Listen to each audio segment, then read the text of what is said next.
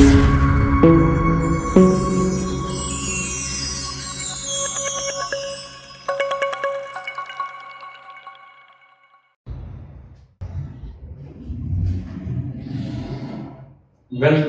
प्यारे बच्चों,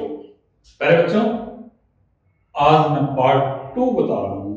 कल जो मैंने टेंसों के बारे में बता रहा था उसका अब सेकंड पार्ट, वैसे वीडियो सेकंड है, पार्ट कोई सेकंड नहीं।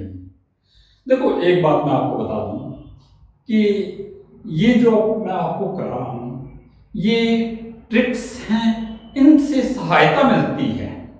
90% आप कर लोगे, 10% के लिए तो आपको गहरी स्टडी करनी पड़ेगी।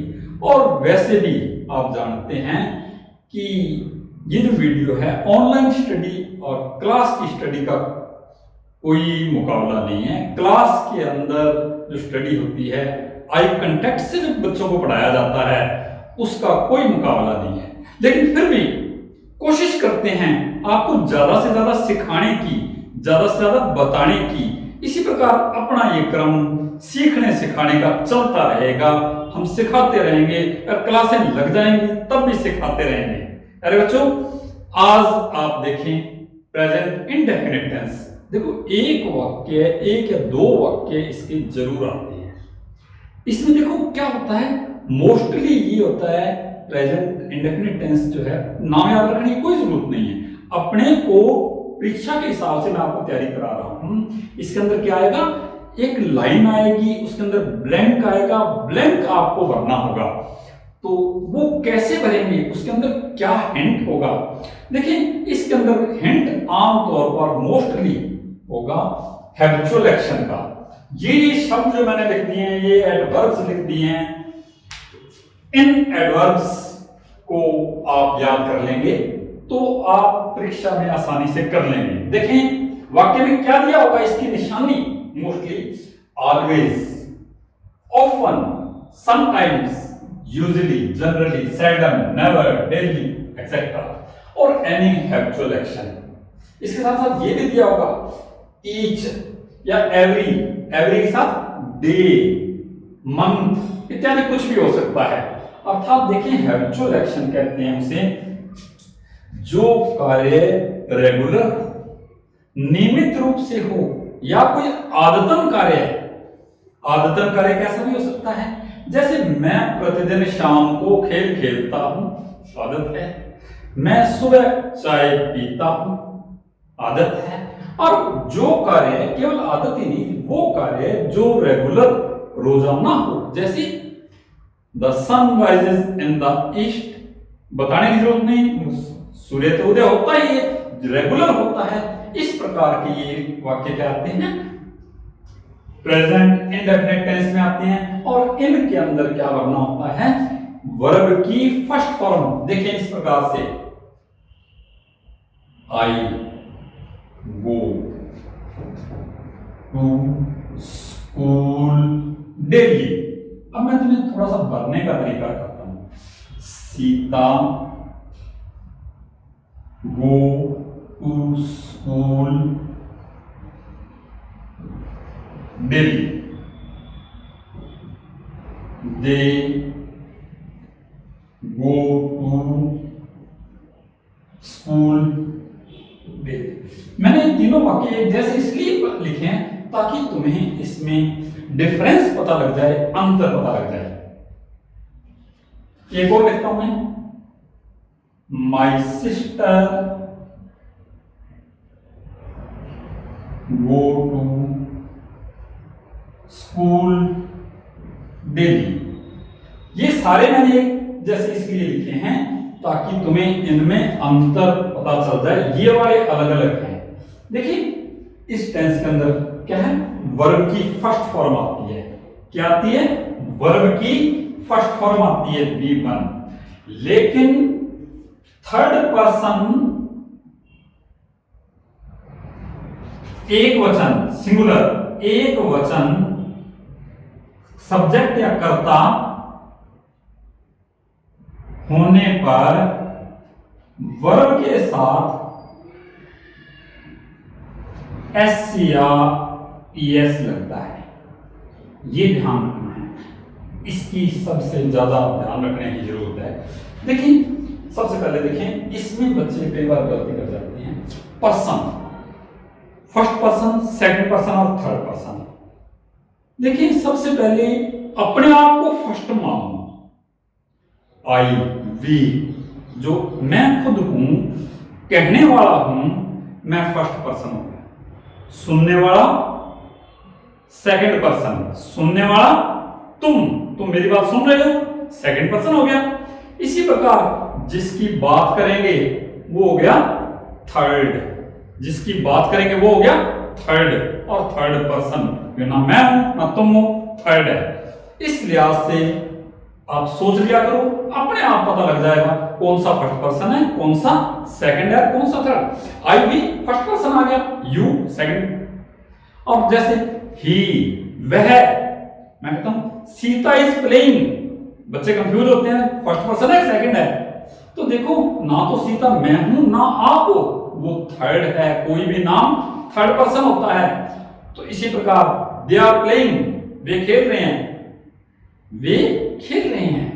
तो वे थर्ड पर्सन है लेकिन बहुवचन है। तो इसी प्रकार इसमें क्या ध्यान रखना है, थर्ड पर्सन सिंगुलर अर्थात थर्ड पर्सन एक वचन सब्जेक्ट होने पर क्रिया के साथ एस या ईएस लगेगा। थर्ड पर्सन सिंगुलर क्या करता, ये वाले होंगे कर्ता, सब्जेक्ट, काम का करने वाला, ये होगा। देखिए ये क्या है, आई कौन सा पर्सन है, फर्स्ट पर्सन है। फर्स्ट पर्सन के साथ तो सीधा ही वर्ब की फर्स्ट फॉर्म लग जाएगी, वो। उसके बाद देखिए ये क्या है, सीता, सीता ना मैं हूं ना आप हो, थर्ड पर्सन, एक वचन है, एक वचन है, एक वचन है, इसके साथ क्या लगेगा, एस या ईएस, लास्ट में ओ लगा हुआ है तो क्या लगेगा, गोज। उसके बाद देखिए दे बहुवचन आ गया, प्लूरल आ गया, प्लूरल के साथ सीधी फर्स्ट फॉर्म अर्थात गो। अब देखिए ये वाक्य ध्यान से देखो, इसमें बच्चे गलती करते हैं। वो क्या करते हैं, माई देखते हैं जी ये तो फर्स्ट पर्सन होगा, ऐसा नहीं है। माई सिस्टर कहता हूं, ना तो मैं हूं ना तुम हो, मेरी सिस्टर थर्ड पर्सन में आएगी, एक वचन है, सिंगुलर है, इसलिए क्या आएगा, माई सिस्टर गोज। मैंने ये एक जैसे वाक्य इसके लिखे हैं ताकि तुम्हारे को इनका डिफरेंस पता लग जाए, इनका अंतर पता लग जाए। तो इस प्रकार ये अपना काफी कुछ आ जाएगा। मैं कहता ऐसे नहीं कहता 100% आ जाएगा, इसके लिए तो आपको क्लास में स्टडी करनी ही पड़ेगी, लेकिन फिर भी काफी कुछ सीखा जा सकता है, परीक्षा में काफी सहायता मिलेगी आपको। और देखें नेक्स्ट टेंस में आगे चलता हूं, सबसे ज्यादा इसी पर ध्यान देने वाली बात थी, तो इसके अंदर आगे है नंबर 6 पास्ट। ये past indefinite,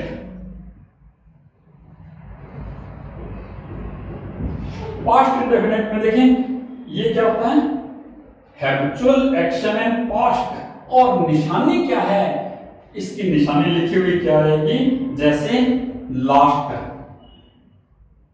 night, year, month, etc. और क्या है, यस्टरडे। बस इतना सही है। और कुछ भूतकाल की बात, प्रेजेंट टेंस की, यदि ये निशानियां आ जाएं, कोई सिंपल सामान्य भूतकाल पुरानी बात बताई जा रही है, तो उसके अंदर क्या आती है, वर्ब की सेकंड फॉर्म।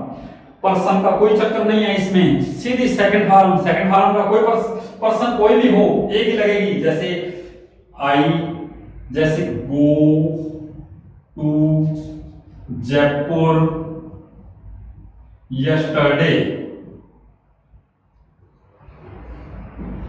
तो इसमें क्या आएगा, यस्टरडे आ गया तो क्या आएगा, वेंट। यहां दे आए तो भी वेंट आएगा, शी आए तो भी, ही आए तो भी।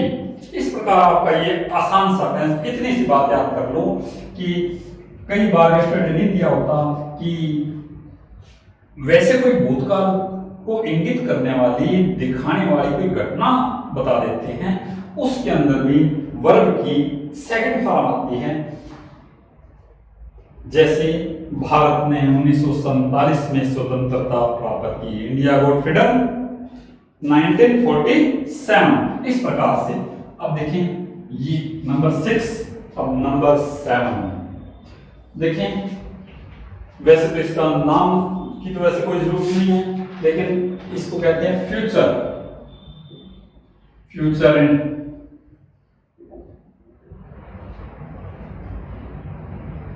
टेंस। इसके अंदर देखें परीक्षा के अंदर क्या निशानी आती है। परीक्षा के अंदर क्या आता है, देखें कि भविष्य काल को दिखाने वाली कोई बात, जैसे tomorrow, tomorrow, next day, month, week इत्यादि। तो इसके अंदर क्या आता है कि केवल वर्ब की फर्स्ट फॉर्म किसके साथ, शैल विल के साथ, शैल विल के साथ वर्ब की फर्स्ट फॉर्म। शैल किसके साथ आता है, आई और वी के साथ क्या आता है, शैल। आई और वी के साथ क्या आता है, शैल। और बाकी में क्या आता है, विल। लेकिन विशेष परिस्थितियों के अंदर इसका उल्टा होता है। विशेष परिस्थितियां कौन सी हैं, जैसे यदि हम किसी बात को ज्यादा जोर देकर कहें, एक तो मैं कहता हूं I shall go to Ganganagar tomorrow, एक मैं वाक्य कहता हूं I shall go to Ganganagar tomorrow, और एक मैं कहता हूं I will go to Ganganagar tomorrow. तो देखिए ये तो सामान्य सी बात है, कल मैं गंगानगर जाऊंगा। और एक अगर मैं आई विल लगाता हूं, इसका मतलब जरूर जाऊंगा, ज्यादा जोर देकर कहा है। एक जैसे हम कहते हैं कि हम मैच जीतेंगे, ज्यादा जोर देकर हम मैच जीतेंगे, वी शैल नहीं आएगा, वी विल आएगा। इस बात का तुम ध्यान रखोगे। सामान्य सी बात है, इसमें क्या लगता है, वर्ब की फर्स्ट फॉर्म और शैल विल, इतने से आपको कहाँ पूछा जाएगा। और इसके साथ साथ देखें कि अगर दो क्लाउज हों और वो भविष्यकाल को बताते हों, उसमें भी शैल विल आता है। जैसे when he comes, I shall go with him, I shall go with him। ये वैसे मैं कुछ और इसके बाद अगले एपिसोड्स के अंदर ज्यादा गहराई से बताऊंगा, सारा कुछ है इसमें नहीं है, लेकिन वैसे मैंने बताया दो क्लाउज जुड़े हुए हैं। इसमें क्या है, भविष्य काल की बात बता रहे हैं। तो पहले वाक्य में क्या आएगा, ही कम्स फर्स्ट फॉर्म आएगी, और उसके बाद आई शैल गो विद हिम। अब और देखें इसके बाद नेक्स्ट टेंस में तुम्हें बता रहा हूं, 8th टेंस है। देखें ये है प्रेजेंट परफेक्ट। क्या है, present perfect.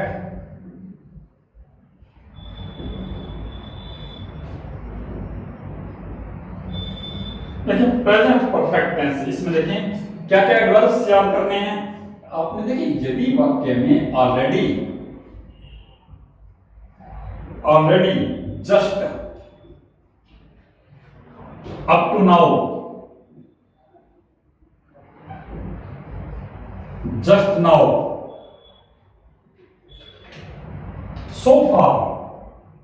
so far, yet इत्यादि आए तो अपने क्या लगाना है, हैज, हैव प्लस वर्ब की third form. Has, have plus verb की थर्ड फॉर्म। हैज जानते ही किसके साथ लगता है, एक वचन, थर्ड पर्सन सिंगुलर या एक वचन, थर्ड पर्सन एक वचन, इसके साथ क्या लगता है, हैज। और बाकी सब में लगता है हैव। एक वचन थर्ड पर्सन के साथ क्या लगता है हैज, और बाकी सब में लगता है, शेष में क्या लगता है हैव। क्या क्या लगता है हैव में कि फर्स्ट पर्सन आई, वी और सारे बहुवचन, इनमें क्या लगेगा हैव। इस प्रकार से प्यारे बच्चों कि देखो 100% तो मैं नहीं कह रहा ये, लेकिन 100% तो क्लास में ही हो सकता है, लेकिन मैं पूरा प्रयास करूंगा आपको 3-4 एपिसोड्स के अंदर सिखा दूं, सारा सिखा दूं। ये इस तरीके से बता रहा हूं, आपने वो रट्टा नहीं लगाना है ता है ते है इत्यादि वाला। परीक्षा में करने के लिए केवल आपने ये वाक्य देखने हैं, ये निशानियां देखनी हैं। जैसे ही go just now, just now लिखा है, he has gone just now. प्यारे बच्चों इस प्रकार से 2-3 एपिसोड के अंदर आपको लगभग टेंस पूरे हो जाएंगे। जैसे 4 और 4 8 हो गए, कल 12। उसके बाद आपको प्रैक्टिस करनी है। मैं आपको प्रैक्टिस कराऊंगा, कुछ और भी बताऊंगा, केवल इसके प्रैक्टिस नहीं, कुछ और भी बताऊंगा। देखो केवल नियम याद करने से कुछ नहीं होगा, थोड़ी सी प्रैक्टिस जरूरी है। 2 एपिसोड यदि आप प्रैक्टिस कर लेते हो तो आपको कुछ और बातें जो रह गई हैं वो भी बताई जाएंगी साथ में, और आपका अभ्यास भी होगा। देखें तैरने का नियम जानते हो, क्या है तैरने का नियम? हाथ पैर मारे रखो, सांस को साधे रखो। लेकिन कोई ये नियम याद करके किसी नदी तालाब में छलांग लगा जाए, क्या वो तैर जाएगा? 100% डूबेगा। क्यों? नियम तो सही है, फिर क्या गलती हुई? गलती ये है कि उसने अभ्यास नहीं किया है। तो इसलिए अभ्यास जरूरी है प्यारे बच्चों। इसलिए केवल 3 एपिसोड्स के अंदर आपके टेंस तो पूरी हो जाएंगे। कुछ बातें और भी बताऊंगा, कुछ बातें जो रह जाती हैं उसके लिए आपको 2-3 एपिसोड का मैं अभ्यास कराऊंगा। इस प्रकार से कराऊंगा कि आपको ये वाले जो कराए हैं याद हो जाएंगे, अभ्यास के अंदर बार बार याद होते हैं। थैंक्स प्यारे बच्चों। एक बार देखो इसको, 2 बार देखो, आपको जरूर समझ आ जाएगा। फिर भी समझ ना आए आप कांटेक्ट कर सकते हैं, आपको कोई भी शंका है आपकी दूर करने का प्रयास करेंगे। थैंक्स प्यारे बच्चों।